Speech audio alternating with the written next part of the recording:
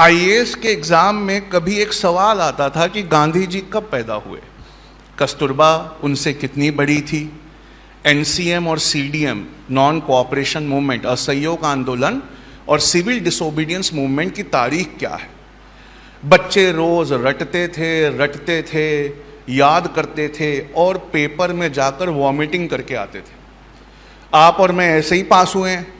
हमें बहुत सारी किताबें दे दी गई, हम उसको बैठकर रटते रहे, उसके बाद पेपर में जाके उल्टी कराए। जिसकी वॉमिटिंग जितनी ज्यादा हुई उसको उतने नंबर मिले। हम तो ऐसे ही पास हुए। कोई और है जो बोल दे नहीं मैं ऐसे नहीं, मैं किसी और तरह के एग्जाम से पास हुआ, कोई नहीं। लेकिन अब एक छोटा सा 3,500 रुपए का डिवाइस है, उसे एलेक्सा कहते हैं। आपने सुना है नाम एलेक्सा का? आप उसको इंटरनेट से कनेक्ट कर दो और उससे पूछो, एलेक्सा गांधी जी कब पैदा हुए थे? 2 अक्टूबर 1869 को सर।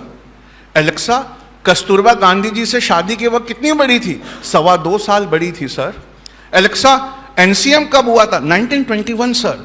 एलेक्सा विजयवाड़ा से दिल्ली की अगली फ्लाइट कब है?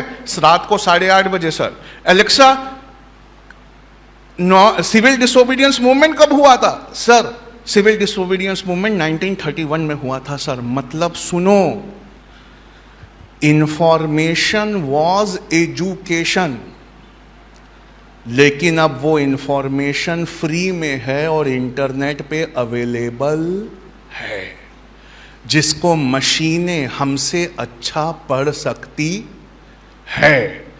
इसलिए दुनिया के हर कॉम्पिटिटिव एग्जाम्स में अब इंफॉर्मेशन वाले सवाल नहीं पूछे जाएंगे। कौन से सवाल नहीं पूछे जाएंगे? इंफॉर्मेशन वाले। क्यों? अगर मैं बहुत बड़े उद्योगपति का बेटा हूं तो कान के अंदर एक छोटा सा डिवाइस पहन के जाऊं और पेपर लिखते समय थोड़ी एक्टिंग करूं, सवाल को पढ़ूंगा, अरे गांधी जी कब पैदा हुए, वो डिवाइस मेरे कान में बोलेगा 2 अक्टूबर 1869। हाँ, ओ हार्ड क्वेश्चन था पर मुझे आ गया। ऐसा ही है। लेकिन अब सवाल आईएएस में, यूपीएससी में और हर बड़े कॉम्पिटिटिव एग्जाम में बदल गए। गांधी कब पैदा हुए, कस्तूरबा कितनी बड़ी थी, एनसीएम कब लॉन्च हुआ, कुछ नहीं। अब वो पूछते हैं, ये बताइए गांधी जी आज जिंदा होते तो क्या कर रहे होते? एलेक्सा गांधी जी आज जिंदा होते तो क्या कर रहे होते? Answer not found sir. अरे एलेक्सा तुम्हें तो सब पता है, तुम तो इंटरनेट से कनेक्टेड हो, तुम तो विकिपीडिया पढ़ के सुनाती हो। यह सवाल इंसानों के लिए है सर, कृपया मशीन को परेशान ना करें। कहा यह इंसानों के लिए सवाल कैसे? कहा इसमें क्रिएटिविटी है, इमेजिनेशन है, प्रॉब्लम सॉल्विंग है, जो सिर्फ एक इंसान के बच्चे की बात है। कहा किस बच्चे की बात है? कहा सर बताऊंगी तो शर्म आएगी। अरे किस बच्चे के बस की बात है? कहा उस बच्चे की जिसका पढ़ाई में मन नहीं लगता, वो ही इन सवालों का जवाब दे सकता है। कहा कैसे? कहा सर बचपन में क्लास में जिसको मज़ा नहीं आता था इंफॉर्मेशन रटने में, वो हाथ ऊपर उठाकर अपनी टीचर से पूछता, गांधी जी, अरे गांधी जी आज जिंदा होते तो क्या कर रहे होते?